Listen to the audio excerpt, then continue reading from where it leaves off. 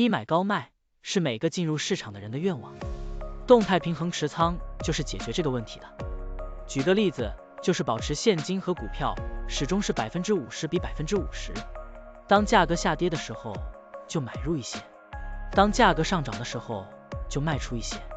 这样做，通过低买高卖维持仓位比例的均衡，即使价格经过一定时间的震荡又回到原位，也可以获得波动的收益。现在我们就设定一些参数，让 Stocktiny AI 帮我们生成程序对加德堡 HD 进行回测计算。设定参数如下：检查间隔，每周五按照收盘价检查一次；价格梯度，每变化10%就启动买入或者卖出操作；运行时间从2023年1月1日到2024年4月30日；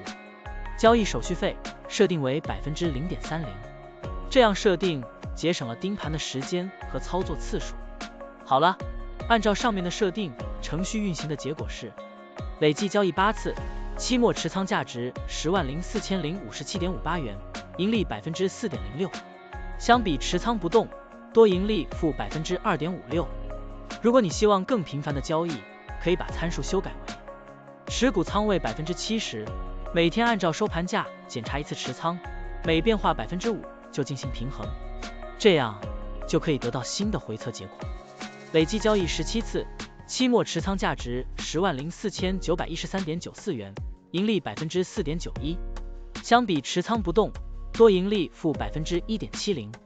股票的波动特性不一样，盈利效果就不同，参数设定不同，盈利效果也会不同。怎样找到最优的组合呢？请评论区留言，让 Stocktiny AI 来帮助你。股票调优 AI， 利用 AI 技术赋能您的股票选择与操作。本站内容不构成对任何人的投资建议，您应当基于自己的独立判断做出决策。扫描二维码获取文字稿，欢迎点赞、评论、转发。